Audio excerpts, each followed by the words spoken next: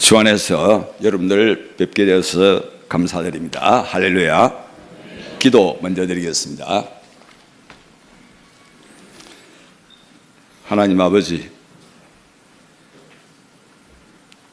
스스로의 의로는 주님 앞에 나설 수 없는 이 부족한 종이 이 보배로운 주님의 말씀을 대언하고자 섰습니다.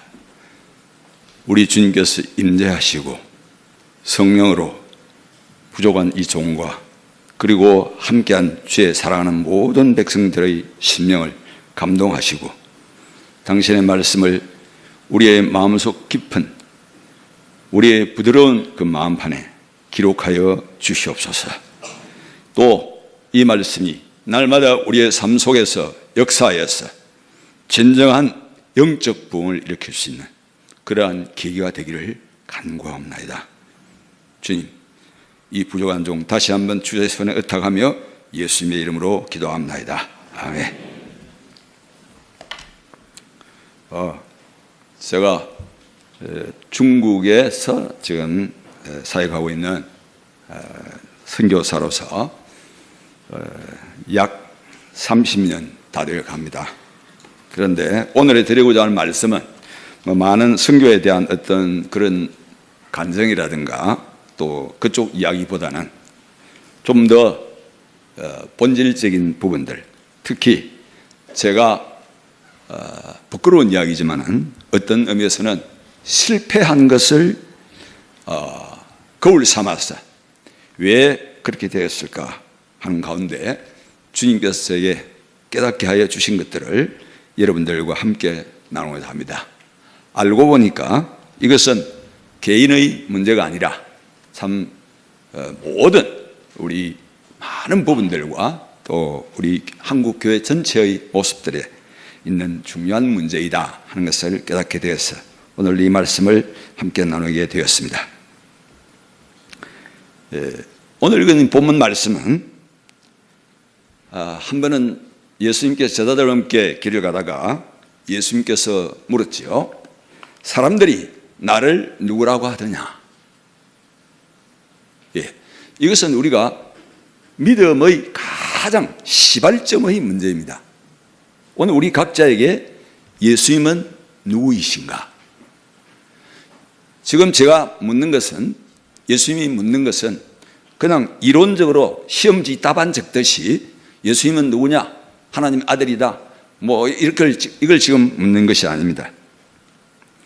그때 대답하기를 항상 맨 먼저 하고 또 제일 잘하는 사람이 있죠. 베드로가 아주 유명한 대답을 한 것을 우리가 압니다. 주는 그리스도시요 살아계신 하나님의 아들이십니다. 아주 정확한 그리고 아주 중요하고도 보배로운 진리를 그가 선포했습니다. 그때 주님은 베드로를 칭찬했습니다. 야, 너는 베드로라. 이 반석 위에 내 교회를 세우리니 음부의 권세가 이기지 못하리라. 이것을 내게 알게 한 사람은 육신이 아니라 하늘에 계신 하나님 아버지이시다. 내가 천국의 열쇠를 너에게 주겠다. 땅에서 닫으면 하늘에서도 닫고 땅에서 열면 하늘에서도 열리리라. 이렇게 칭찬했습니다. 우리가 만약 예수님으로부터 이 정도의 칭찬을 받았다면 정말로 기분 좋겠죠. 저는 여기에 계신 오늘 여러분 성도에 다 그러한 분이 될 수 있다고 믿습니다. 오래간만에 사실은 제가 여러 교회를 예배를 참여해 봤지만 오늘은 제가 좀 개인이 스스로 참만 은혜를 받았습니다. 말씀과 기도와 또 뜨겁게 이렇게 찬양하고 정말 교회를 한국 교회를 위해서 기도하시는 이런 모습들을 그렇게 쉽게 볼 수 없는 참 훌륭한 교회임을 알고 제가 찬양을 하면서도 기도를 하면서도 큰 은혜를 받았습니다. 그런데 이렇게 칭찬을 해 놓으시고 오늘 본문의 제일 첫 번째 말씀이 뭡니까? 이때로부터. 중요한 말씀이죠. 이때로부터. 그러니까 방금 베드로가 유명한 그 고백을 한 그 순간 예수님이 하나님의 아들이요 메시아다 하는 사실을 다 제자들이 알고 난 이때로부터 그리고 21절의 마지막 절 말씀은 비로소 나타내시니, 본래는 이 말의 구조가 이때로부터 비로소 나타내셨다. 무엇을? 목적어가 뒤에 와야 되겠죠. 그럼 무엇을 이때로부터 비로소 나타내셨습니까? 예, 중간에 그 내용이 있습니다. 예수 그리스도께서 자기가 예루살렘에 올라가서 장로들과 대제사장들과 서기관들에게 많은 고난을 받고 그 다음에 죽임을 당하고 제3일에 살아나야 할 것. 간단히 요약하면 예수님의 십자가와 부활 이 내용을 이때로부터 비로소 제자들에게 알리셨습니다. 이 말은 사실 앞뒤 전체를 두고 보면 당시의 제자들도 그렇게 생각했고 유대인들도 그렇게 생각했고 메시아가 오기는 오는데 어떤 메시아냐는 부분입니다. 흔히 말하면 정치적 메시아, 이 이스라엘을 회복시키고 로마로부터 압제로부터 건져내고 세계 최강의 나라가 되게 하고 또 그래서 온 세계가 전부 다 이스라엘 중심으로 편적이 과거의 솔로몬과 다윗의 영광을 회복하는 그러한 것을 꿈꾸고 있는데 예수님께서 그것과는 정반대의 말씀, 이때로부터 비로소 십자가와 부활을 알려주시기 시작한 것입니다. 많은 이야기들이 있지만 제가 시간 관계상 좀 생략하고요. 자, 그러니까 베드로가 당장 어떻게 반응했습니까? 예수를 붙들고 항변하여 이르되 주여 그리 마옵소서, 이 일이 결코 주님에게 임하지 않을 것입니다. 지금 이 베드로는 자기의 생업을 다 포기하고 예수님을 따라왔습니다. 그런데 예수님이 어떻게 하겠다는 겁니까? 내가 죽겠다는 것입니다. 죽는 것도 보통 죽는 것이 아니라 가장 참혹한 십자가 형태의 죽음을 죽을 것이다. 그것도 어디에서? 흔히 우리가 오늘도 말하는 성지 예루살렘에서. 여러분 성지라는 말 그래서 잘 생각해 봐야 됩니다. 그 다음 또 누구에 의해서요? 모든 백성의 지도자들, 이 세상에서 유일하게 메시아에 관한 약속과 선지자와 성전과 율법과 모든 것을 가지고 있던, 그래서 그 방면에 관한 한 다 전문가들인 그들에 의하여 예수님이 십자가에 못 박혀 죽으실 것과 부활할 것을 설명하니까 베드로가 깜짝 놀란 거죠. 그런 일이 있으면 안 되죠. 그러면 나는 뭡니까? 지금 내 생업을 다 버리고 따라왔는데 당신 죽어버리면 나를 어떻게 하라고요? 그러니까 이렇게 항변했습니다. 그때 주님은 어떻게 했습니까? 23절에 보니까 돌이켜서 베드로에게 말씀하시기를 사탄아 내 뒤로 물러가라. 방금 그렇게 칭찬 많이 해놓고 아마 시간적으로 계산하면은 이게 채 10분도 지나갔을까 말까 하는 그 사이의 일입니다. 방금 그토록 천국의 열쇠를 주고 이 반석 위에 내 교회를 세우리라 라고 말씀하시던 분이 갑자기 베드로를 보고 사탄아 물러가라. 너는 나를 넘어지게 하는 자로다. 왜? 내가 하나님의 일을 생각하지 아니하고 사람의 일을 생각한다. 하나님의 일, 사람의 일, 이 두 가지입니다. 그러면 여러분들, 제게 제자가 있습니다. 제자가 여러 명 있어요. 스승이 지금 좋은 교훈을 가르치다가 내가 좀 있으면 이제 어떤 사람들에 의해서 원수들, 대적들에 의해서 죽임을 당할 거다 하면은 어떻게 해야 되겠습니까? 아이고 맞습니다. 주님 올라가셔서 십자가에 못 박혀 죽으십시오. 그렇게 해야 되겠습니까? 제 제자가 만약에 그렇게 하면은 어디 이런 것이 있어 하고 책망하겠죠. 그리고 이 베드로의 대답은 인간의 관계에서 볼 때, 사람의 관계에서 볼 때 어찌 보면은 아주 정상적인 반응입니다.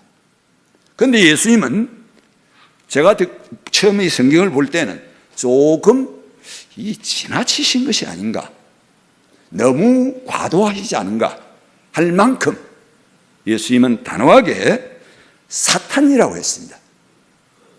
물론 베드로라는 이 한 사람이 사탄이 된 것은 아닙니다. 우리 그렇게 이해해서는 곤란하고요. 사탄이 베드로를 통하여 예수님에게 말씀하시는 것입니다. 말하는 것입니다.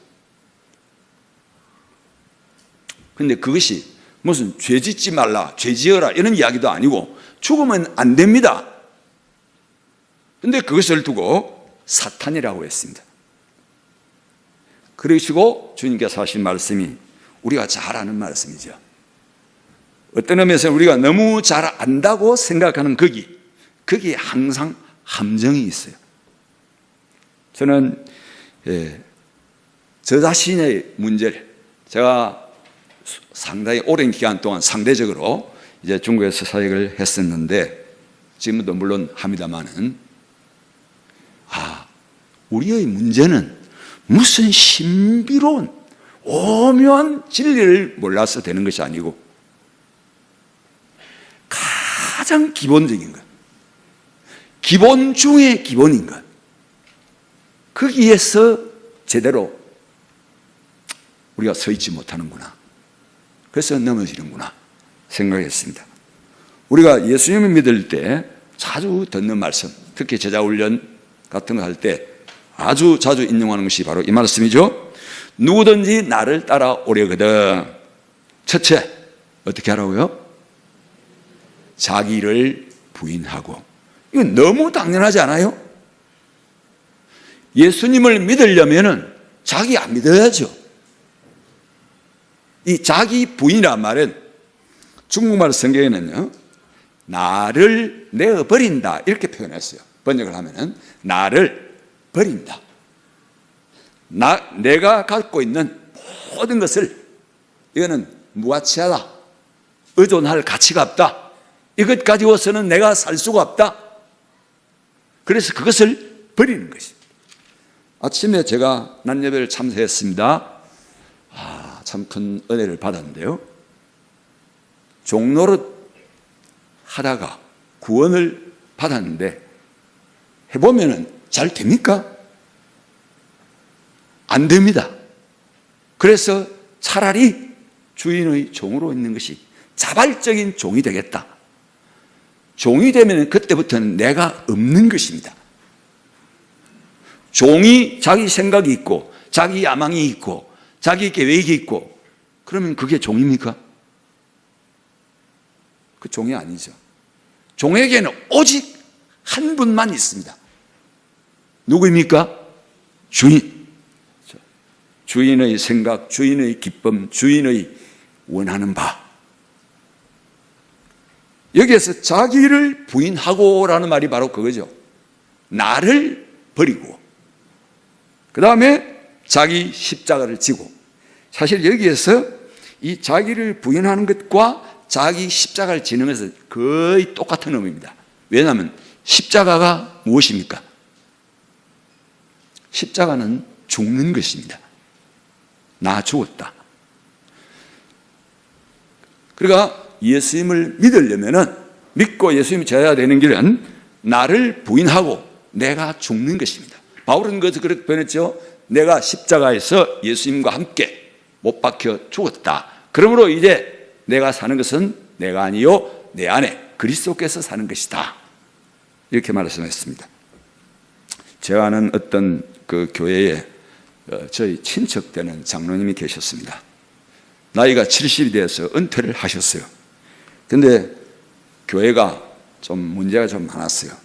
많은데 이 은퇴하신 장로님이 그 교회에 오랫동안 어릴 때부터 거의 자라서 장로님이 되시고 은퇴를 하셨는데, 자꾸 이 은퇴하신 장로님이 젊은 장로님들이 계시는데도 불구하고 자기가 다 나서서 일을 하려고 해요. 그래서 저는 이제 친척 관계니까 서로 조금 편한, 서로 신뢰하고 말할 수 있는 관계입니다. 그래서 그렇게 하지 마십시오. 잘 되든 못 되든 이제는 실무 담당하시는 장로님들에게 맡기고, 공업은 우리 공업부가 되는데, 공업이면 이제 조용히 기도하시고 조언해 주시고 그렇게 하시죠. 그랬더니 이렇게 대답을 했습니다. 내가 지금 아직도 힘이 팔팔하고 육신도 건강하고 그리고 교회를 제일 잘 알고 있고 그런데 나더러 죽으란 말이냐? 예수님, 여러분 참 묘하죠. 예수님을 믿고 여기에 자기를 부인하고 자기 십자가를 지고 이 말은 결국 한마디로 딱 정리하면 너 죽으라 이 말입니다. 복음의 첫 번째 요구가 뭐냐? 너 죽으라. 여러분 살려고 왔는데 왜 죽으라 합니까? 여러분 왜 예수 믿습니까? 죽기 위해습니까? 살기 위해습니까? 대답 다 같이 해봅시다. 죽기 위해습니까? 살기 위해습니까? 살기 위해습니다. 물론 그 뒤에 이제 아래 우리가 읽지 않았는데 나옵니다. 자기가 살아있으면은 자기가 죽지 않으려면은 죽습니다. 주님을 위하여 나를 버리고 죽으면은 진짜 삽니다. 이것이 바로 우리 기독교 복음의 최고의 정수인 십자가와 부활입니다. 하나의 미랄이 땅에 떨어지면은 많은 열매를 맺고 죽지 않고 하늘 가만히 그대로 있으면은 그냥 하늘 그대로 아무 열매가 없다. 예수님이 말씀하셨죠. 그러니까 예수 믿는 것 중에서 가장 첫 번째 단계가 무엇입니까? 자기 부인. 그런데 방금도 예를 들어 들은 그런 경우처럼 이 자기 부인이 그렇게 쉽지 않습니다. 저는 옛날에 저는 모태신앙입니다. 이 자기 부인을 제가 어릴 때는 뭐 솔직히 말하면은 좀 제대로 배울 기회도 없고 누군가가 가르쳐 주신 분도 없고 그저 이 조그만 어린아이가 설교 시간에 선생님들의 설교 듣고 나중에 이제 자기가 성경을 읽으면서 무언가를 조금씩 터득해 가는 과정인데 자기 부인 그래 이 정도면 만족하겠지. 뭐냐면은 나는 앞으로 나를 위하여 살지 않고 나는 오직 주님의 영광만을 위하여 살겠다라고 마음속으로 결심하고 책상 위에다가 주님의 영광을 위하여. 여러분 이 정도면은 신앙이 어떻습니까? 이 정도 하면 괜찮죠? 이 정도 하면 상당히 괜찮은 신앙이라고 생각했습니다. 그런데 그것은 극히 일부에 지나지 않았어요. 빌립보서 3장 3절 말씀 이 부분만 여러분들과 함께 성경을 찾도록 하겠습니다. 일단 한 군데만 찾겠습니다. 빌립보서 3장 3절 말씀.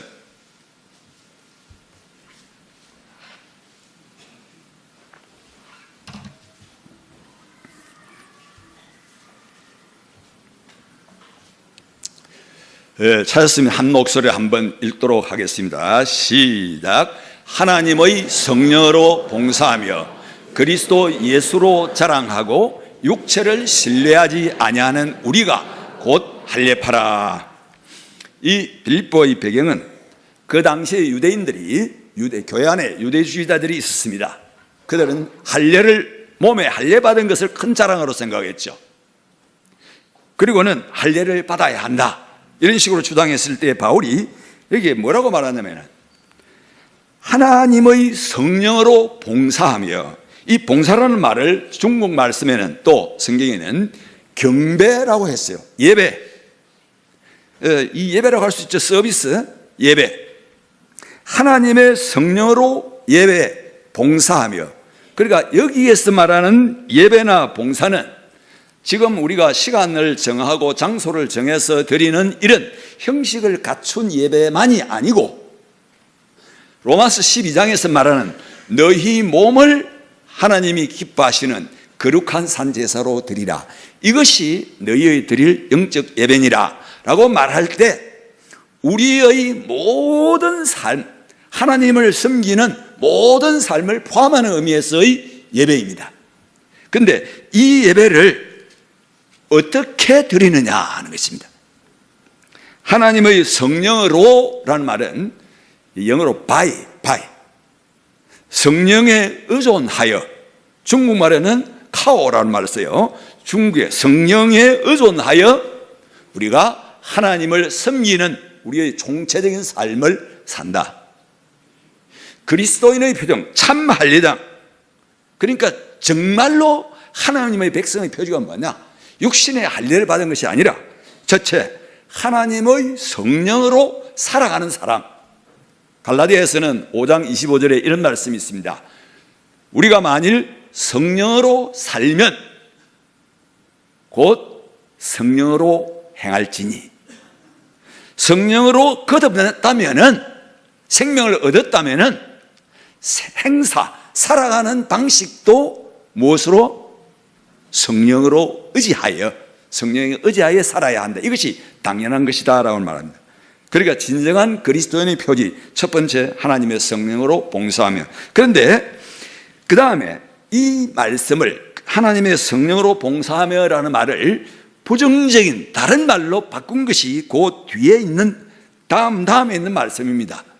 무엇을 신뢰하지 않습니까? 육체를 신뢰하지 아니하는 자. 사실 이것은 같은 말을 이쪽에서 보느냐 저쪽에서 보느냐 둘 중에 하나입니다. 로마서에서 자주 바울은 특히 8장에서, 로마서 8장에서 성령과 육체를 서로 대비시키고 있습니다. 사실은 우리는 둘 중에 하나입니다. 오늘 매일의 우리의 삶이 성령으로 살든지 아니면 육체로 살든지 중간은 없어요. 일부분은 성령으로 살고 일부분은 육체로, 그런 일은 있지만 우리는 총체적으로 말하면 둘 중에 하나입니다. 성령으로 살아가느냐 육체로 살아가느냐. 자, 근데 여기에서 한 가지 오해의 가능성이 조금 있어요. 왜냐, 이 육체라는 말이 뭘 의미하느냐 하는 것입니다. 우리가 흔히 그냥 간단히 너무 단순하게 생각하면 육체는 뭡니까? 인간은 이거 몸이죠. 근데 바울 서신에서 말하는 육체는 단순한 몸을 말하지 않습니다. 이 육체는 뭐냐면은 하나님의 영이 없는 상태의 인간. 그러니까 여기서 자기를 부인하고 라고 말할 때 자기와 같은 뜻입니다.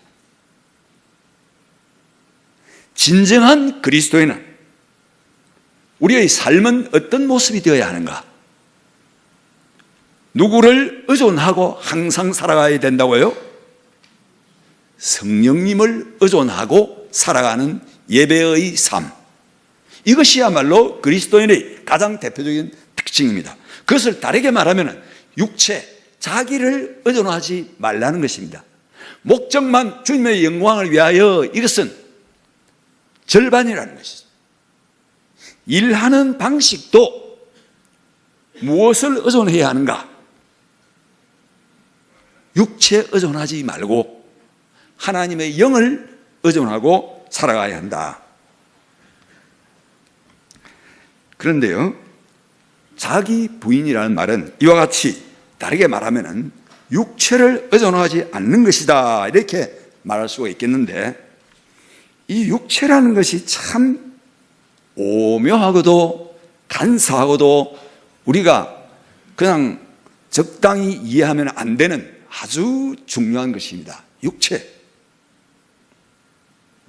우리는 많은 경우 이렇게 생각해요. 어떻게 구원을 얻는가? 그렇지, 그것은 내 공로로 얻을 수 없고 예수 그리스도의 피와 십자가의 공로로 얻는다. 옳습니다. 아멘입니다. 거기까지는 아무 문제가 없어요, 대부분. 근데 그 다음부터입니다. 예수 믿고 주님을 위하여 산다고 하는 우리가 많은 경우에 어떤 힘을 의존하고 살아갑니까? 육체를 의존하고 살아가는 경우가 엄청나게 많다는 것입니다. 그것이 제가 사실은 부끄러운 이야기지만은 오랜 세월 동안 사역하는 가운데 실수한, 그리고 그 실수를 깨닫고 개인적인 그 상당히 제가 생각건대는 하나님의 징계라 이렇게 보여지는데요, 그것을 당하면서 깨달은 바입니다. 이 육신은 이런 특징이 있구나. 그럼 왜 육신을 부인하는 것? 자기를 부인하는 것이 그토록 중요한 것은 육신이라는 것의 특징을 알아야 됩니다. 로마서 8장 7절에 이런 말씀이 있습니다. 아시는 분은 한번 화답하도록 하겠습니다. 육신의 생각은 하나님과 뭐가 된다고요? 그렇죠. 그 시민교회, 서울 시민교회 성도님들 이 성경 진리에 대해서 참 훌륭하십니다. 육신의 생각은 하나님과 원수가 된다고. 그러니까 육신대로 살면 안 된다고. 근데 육신이라고 하니까 꼭 무슨 죄를 짓는 것, 간암하고 그 다음에 도둑질하고 이런 것만 생각하는데 그렇지 않습니다. 하나님의 성령의 인도함을 받고 주님의 뜻을 따르지 않는 것은 때때로는 도덕적으로 선한 것이라고 할지라도 육신일 수가 있습니다. 예를 들어 봅시다. 우리 성도님들 이제 중에 두 가정의 자녀가 각각 올해 대학에 입학을 하게 되겠습니다. 근데 한 가정은 돈이 너무 많아요. 그래서 학비를 대는데 좀 더 염려할 필요가 없고 신경 쓸 일이 없습니다. 그런데 한 가정은 또 너무 가난해서 지금 뭐 학비가 얼마쯤 되죠? 적어도 400~500에서 비싼데 1000만 원까지 육박한다 그러는데요. 그 500만 원을 내라. 돈이 없습니다. 500만 원 대학 등록금 낼 돈이 없어요. 그러면 똑같이 믿는 가정인데 두 가정에서 그 갖고 있는 마음의 태도가 어떻겠습니까? 다르겠지요? 한 사람은 아무 생각 없이 그냥 요즘 핸드폰으로 그냥 몇 번 딱딱 누르면은 자동 이체 딱 돼가지고 500만 원 석 넘어갑니다. 돈만 있으면. 없는 사람은 어떻게 해야 되겠습니까? 눈물을 흘리겠고 이것을 달라고 기도해야 되겠고 하나님 앞에 나와서 남모르는 간절한 기도를 하고 그러다가 어떻게 하나님의 은혜로 하게 되겠지요. 똑같이 가게 되었는데 양상이 완전히 다릅니다. 자, 육체를 의존하는 것. 너무 많은 사람은 뭘 의존했습니까? 그것이 바로 육체를 의존하는 것입니다. 그게 뭐냐면 이 육체라는 특징이 뭐냐면은 무엇인가가 있다면은 유일한 것이 있다면은 꼭 그것을 의존하고자 하는 어떤 우리도 알지 못하는 본성이 이게 죄의 본성입니다. 나에게 지식이 많습니다. 세월이 오래 갔습니다. 교회에 문제가 있습니다. 그럼 어떤 생각하겠습니까? 아야, 그것은 문제도 아니야. 내가 뭐 경력이 벌써 수십 년인데 그거는 척 보면 삼척이고 이거는 딱 한눈에 알아볼 수 있고 별 문제 없어. 그러니까 별로 기도할 필요성도 느끼지 않고 또 일 잘해 갑니다. 뭐 어떤 어려운 문제 우리 교회 돈도 많고 그 정도는 아무 일이 아니야. 돈 얼마나 숙성돼서 일을 잘 처리합니다. 이걸 뭘 의존하는 것입니까? 이것이 바로 육체를 의존하는 것입니다. 그러면 한 30년쯤 하면은 여러분들요, 어떤 일이든지 한 30년쯤 하면은 일이 쉽겠습니까? 어렵겠습니까? 쉽다고 생각하지요. 바로 그것입니다. 그렇게 할수록 쉬워지니까 서서히 모르는 사이에 조금씩 결국은 뭘 의존하겠습니까? 자기의 경험과 지식과 자기의 능력과 체력과 명성과 인간적인 것들을 의존한다고요. 뭐 어찌 보면 그런 나쁜 것도 아닌데 문제는 그것을 의존하고 하나님의 관계가 서서히 멀어지는 것입니다. 성령께 의존하고 묻고 기도하고 이것이 잘 안 된다는 거죠. 이게 육신의 특징입니다. 방금 보니까 육신의 생각은 하나님과 원수가 되고 이는 하나님의 법에 굴복하지 아니할 뿐 아니라 할 수도 없다. 육신의 생각은 하나님의 뜻에 굴복할 수가 없습니다. 자, 우리는 성경을 통해서 이런 그 역사를 알고 있습니다. 아까도 제가 잠시 말씀드린 바가 있지만은 이 지상에서요, 이 지상에서 메시아에 관한 약속, 선지자, 심지어 성전, 율법, 이걸 가진 민족은 유일한 한 민족입니다. 누구입니까? 유대인들, 이스라엘이죠. 그런데 지금도 대부분의 유대인들이 어떤 상태에 있습니까? 예수 믿습니까? 믿지 않습니다. 극소수를 제외하고. 그들은 모세를 통하여 시내산 아래에서 하나님과 언약을 맺었습니다. 맺었습니다. 이 율법을 주면서 하나님께서 말씀하시죠. 자, 이제는 내가 너희들과 언약을 맺겠다.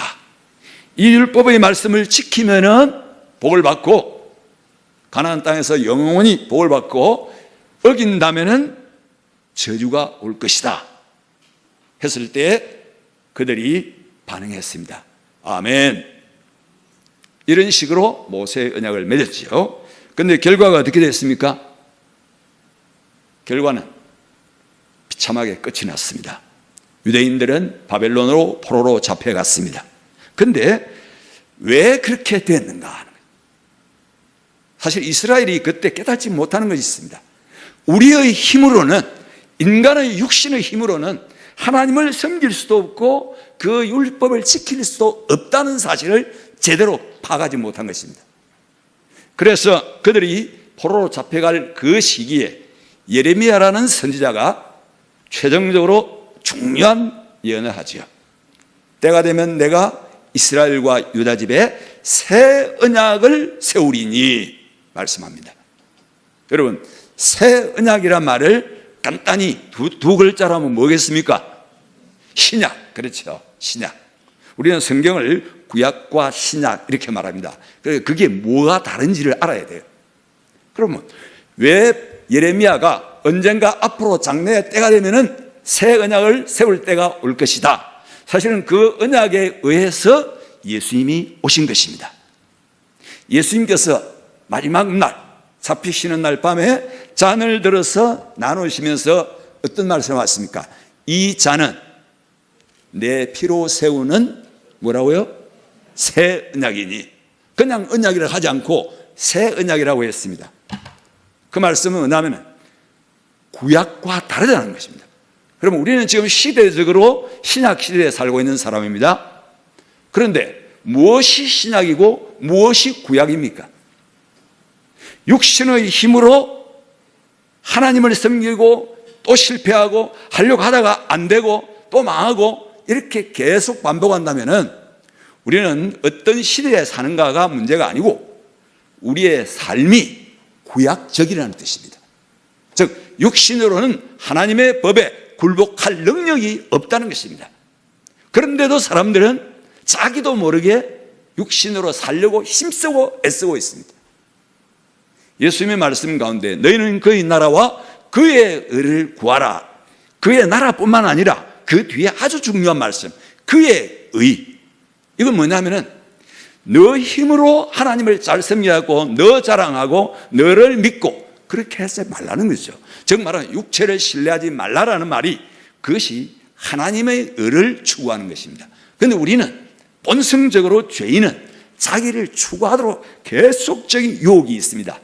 그래서 예수님께서는 날마다 자기를 부인하라. 오늘 마태복음 말씀은 그냥 자기를 부인하고 자기 십자가를 지고라고 말했지만 누가복음에서는 자기를 부인하고 날마다 자기 십자가를 지고, 그러니까 자기 부인의 이 일은 신앙의 시작일 뿐만 아니라 마지막까지 우리가 계속적으로 기억해야 할 중대한 진리입니다. 믿음 생활의 알파와 오메가, 출발점이 뭐냐? 자기 부인이라는 것입니다. 제가 이 말씀 드리는 이유가 바로 그것입니다.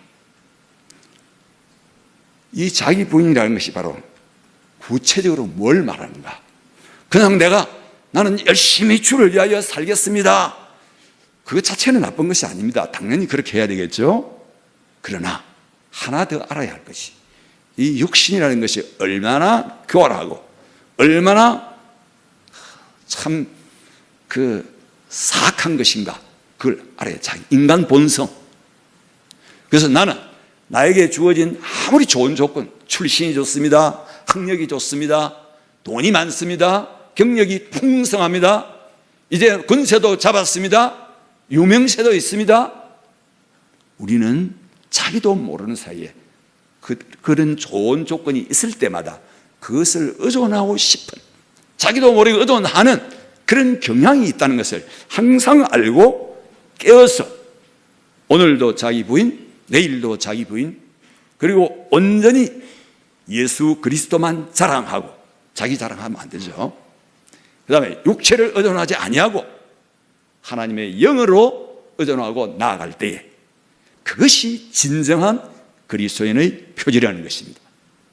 저는 사역자로서 이 부분에 있어서 참 저 자신이 세월이 가다 보니까 어느 날 상당히 빛나가 있는 모습을 발견하고, 이것을 참 바울이 왜 고린도전서 2장에서 내가 너희 중에 거할 때에 예수 그리스도와 십자가에 못 박히신 것 외에는 아무것도 알지 아니하기로 작정하였다라고 말했는지, 또 베드로 사도 바울이 갈라디아 2장에서 내가 그리스도와 함께 십자가에 못 박혀 죽었나니 하는 이 말이 무슨 말인지 참 늦었지만 이렇게 깨닫게 되었습니다. 우리가 개인적인 삶에서 왜 힘이 약한가? 한국 교회가 전체적으로 왜 약한가? 결국은 십자가에서 내가 죽지 않고 내 죽으란 말이냐? 라고 물었던 그분처럼 우리는 죽기 싫어요. 그런데 죽을 때에 비로소 삽니다. 죽을 때에 비로소 나의 작은 이 능력이 아닌 성령님의 무한한 능력이 이 약한 나를 통하여 역사할 줄로 믿습니다. 이와 같은 이 날마다 자기를 부인하는 것을 끊임없이 우리가 죽을 때까지 해서 우리를 통하여 하나님께서 큰 역사를 이루시기를 주의 이름으로 축원드립니다.